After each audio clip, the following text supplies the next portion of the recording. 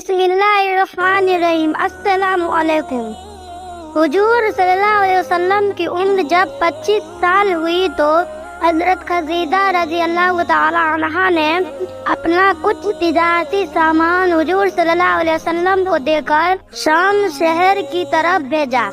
हजरत खदीजा ने हुजूर सल्लल्लाहु अलैहि वसल्लम के साथ अपने एक गुलाम मैसरा को कर दिया। मैसरा गुलाम ने रास्ते में हुजूर सल्लल्लाहु अलैहि वसल्लम के साथ बहुत सारी अजीबो गरीब चीजें देखी। उन्होंने देखा कि पूरे रास्ते पर दो फरिश्ते ने हुजूर सल्लल्लाहु अलैहि वसल्लम पर बादलों का साया कर रखा है, इसकी वजह से उन्हें धूप नहीं लग रही है। इसी तरह शाम मुल्क में एक ईसाई राहिब ने जब हुजूर सल्लल्लाहु अलैहि वसल्लम को उस पेड़ के नीचे बैठा देखा कि जहाँ सिर्फ नबी ही बैठ सकता था, अगर कोई भी आम इंसान उस पेड़ के नीचे बैठता तो उसके साथ कोई न कोई मुसीबत जरूर आ जाती थी।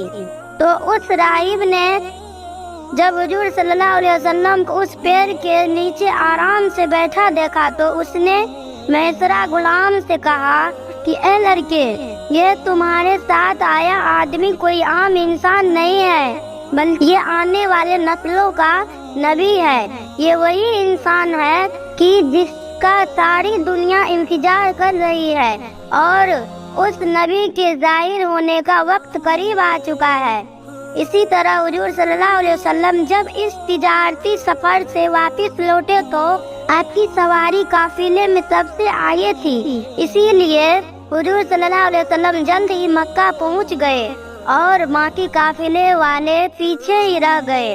जिस वक्त हुजूर सल्लल्लाहु अलैहि वसल्लम मक्का में दाखिल हुए तो वह दोपहर का वक्त था और हजरत खदीजा उस वक्त अपने घर की छत पर कुछ काम कर रही थी कि अचानक उनकी नजर एक काले बादल पर पड़ी कि जिसे दो फरिश्ते ने अपने हाथों में उठाए खड़ा था और वो दो फरिश्ते इस काले बादल के जरिए किसी इंसान पर साया किए हुए थे। वो इंसान अपने ऊंट पर बैठा धीरे धीरे मक्का के अंदर दाखिल हो रहा था। दूरी की वजह से हजरत खदीजा ने उस इंसान को पहचान न सके, इसीलिए जब वो ऊंट करीब पहुंचा तो हजरत खदीजा बहुत हैरान हुई, क्योंकि उस ऊंट पर जो इंसान बैठा हुआ था वो कोई और नहीं बल्कि हमारे हुजूर सल्लल्लाहु अलैहि वसल्लम थे कि जिन पर दो फरिश्ते ने काले बादलों का साया कर रखा था। हजरत खदीजा ने ये देख बहुत हैरान हुई और जब हुजूर सल्लल्लाहु अलैहि वसल्लम घर पहुंचे और हजरत खदीजा के सामने सारा तिजारती सामान रखा तो बीवी खदीजा ने हुजूर सल्लल्लाहु अलैहि वसल्लम से कहा कि वो मैसरा गुलाम कहाँ है। तो हुजूर सल्लल्लाहु अलैहि वसल्लम ने जवाब दिया कि अभी काफिला पीछे है, आने में कुछ वक्त लगेगा। मैसरा गुलाम उसी काफिले के साथ था। तो हजरत खदीजा ने कहा कि आप फिर से वहां जाएं और मैसरा गुलाम को बुलाकर लाएं। हजरत खदीजा ने ये बात हुजूर सल्लल्लाहु अलैहि वसल्लम से इसीलिए कही थी क्योंकि वो दोबारा उसी मंजर को देखना चाहती थी कि आखिर अब इन पर फिर से फरिश्ते साया करेंगे या नहीं। इसीलिए जब हजरत खदीजा ने हुजूर सल्लल्लाहु अलैहि वसल्लम को कहा कि आप पहले मैसरा गुलाम को बुलाकर लाए तो हुजूर सल्लल्लाहु अलैहि वसल्लम उसी वक्त घर से बाहर निकल गए। बाहर दोपहर की तेज धूप फैली हुई थी, लेकिन हजरत सल्लल्लाहु अलैहि वसल्लम जैसे ही बीवी खदीजा के हुक्म पर घर से निकले तो अचानक उन्हीं दो फरिश्तों ने फिर से हुजूर सल्लल्लाहु अलैहि वसल्लम पर एक काले बादल से साया कर दिया और हुजूर सल्लल्लाहु अलैहि वसल्लम को जरा भी धूप न लगी।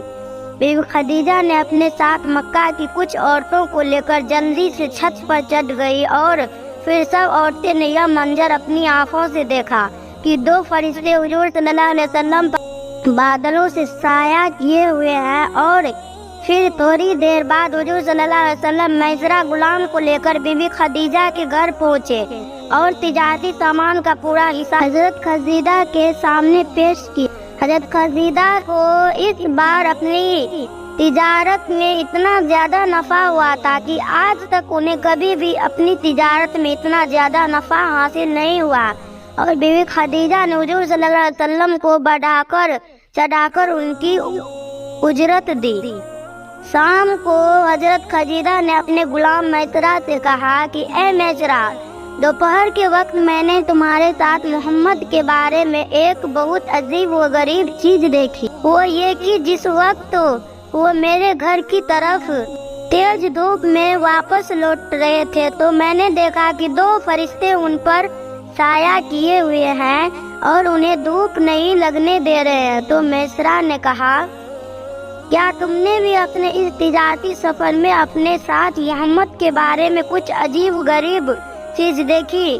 تو میسرہ غلام نے جواب دیا کہ اے ہماری سیدہ، آپ پوچھ رہی ہیں کہ کوئی عجیب چیز میں نے دیکھی، بلکہ میں نے تو سارے راستے بھر ان کے بارے میں ہزاروں عجیب و غریب چیزیں دیکھی، اور جو 2 فرشتے کے بارے میں آپ بتا رہی ہیں تو ان فرشتوں کو تو میں اسی وقت سے دیکھا تھا جب ہم دونوں مکہ سے نکلے تھے۔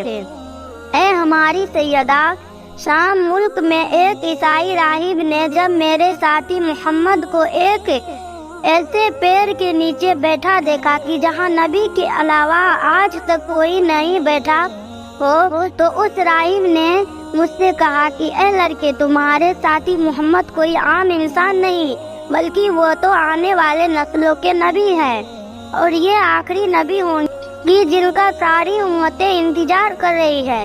یہ سن کر مجھے بہت حیرانی ہوئی۔ میسرہ غلام حضرت خدیجہ کے سامنے حضور صلی اللہ علیہ وسلم کی تعریفیں کرتے جا رہے تھے اور حضرت خدیجہ بہت غور سے ان کی باتیں سن رہی تھی۔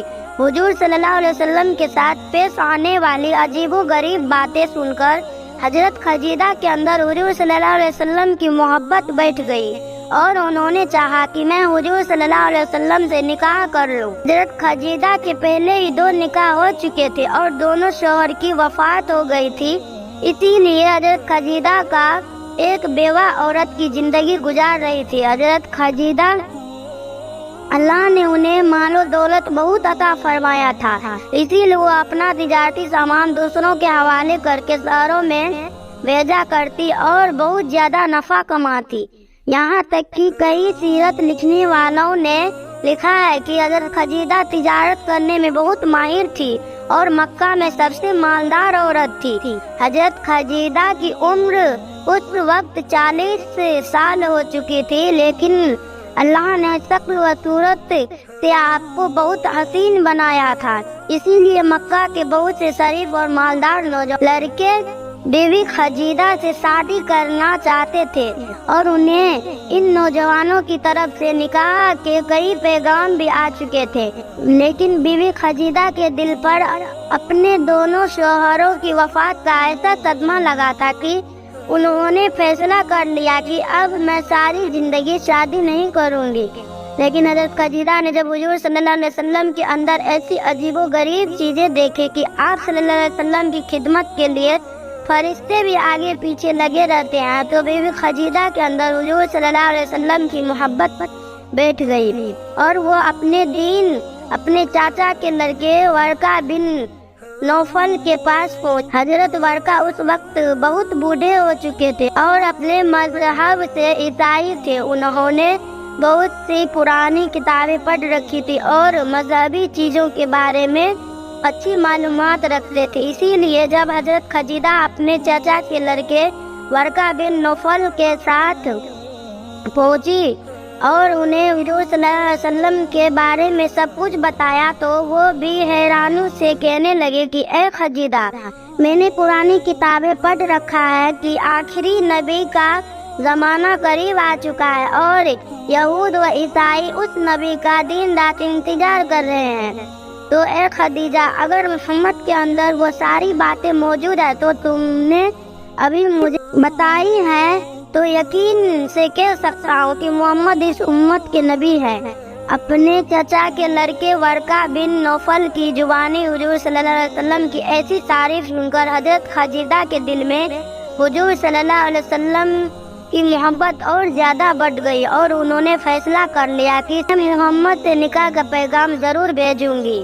اور پھر شام ہوتے ہوتے حضرت خدیجہ نے اپنے عمرو بن اسد کو گھر بلایا نکاح کی بات کرنے کے لیے۔ حضرت خدیجہ نے اپنے چچا کو اسی لیے گھر بلایا کیونکہ اس وقت حضرت خدیجہ کے والد خویلد کی وفات ہو چکی تھی۔ حضرت خدیجہ کے چچا عمرو بن اسد جب شام کے وقت گھر پہنچے تو بیوی خدیجہ نے ان کے سامنے اپنے دل کی بات رکھی اور کہا کہ اے چچا جان، میں ہاشمی خاندان میں رہنے والے عبداللہ کے لڑکے محمد سے نکاح کرنا چاہتی ہوں، اسی لیے آپ اس بارے میں ان کے گھر والوں سے بات کریں۔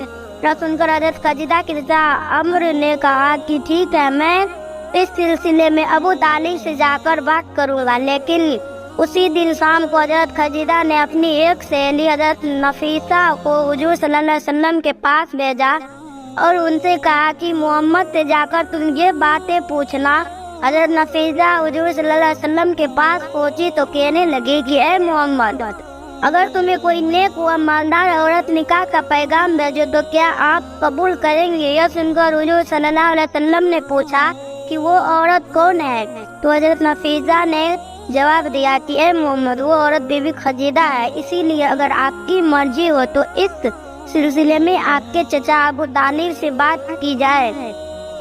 تو حضور صلی اللہ علیہ وسلم نے فرمایا کہ ہاں، میں تیار ہوں، کیونکہ حضرت خدیجہ بھی وہ عورت تھی کہ جن کی تعریفیں دور دور سے پھیلی ہوئی تھی۔ حضرت نفیسہ نے جب یہ بات آ کر حضرت خدیجہ کو سنائی تو وہ بہت خوش ہوئی، اور اگلے ہی دن حضرت خدیجہ کے چچا عمرو نے آ کر حضور صلی اللہ علیہ وسلم کے چچا ابو طالب سے بات کی اور دونوں کے نکاح کی تاریخ متعین ہو گئی۔ جس دن نکاح ہونا تھا اس دن حضور صلی اللہ علیہ وسلم اپنے چچا ابو طالب اور دوسرے خاندان کے کچھ لوگوں کے ساتھ حضرت خدیجہ کے گھر پہنچے۔ حضور صلی اللہ علیہ وسلم کے چچا ابو طالب نے حضرت خدیجہ سے حضور صلی اللہ علیہ وسلم کا نکاح دیا اور پھر حضرت خدیجہ رخصت ہو کر حضور صلی اللہ علیہ وسلم کے گھر آ گئی۔ سبحان اللہ۔ اگر آپ کو اس طرح کے واقعات اچھے لگتے ہیں تو اس ویڈیو کو لازمی شیئر کریں۔ اگر آپ مزید ایسی ویڈیو دیکھنا چاہتے ہیں تو ہمارے چینل کو سبسکرائب کیجیے۔ ملتی ہوں آپ کو ایک اور ویڈیو کے ساتھ، تب تک کے لیے اللہ حافظ۔ دعاؤں میں یاد رکھیے گا۔ شکریہ۔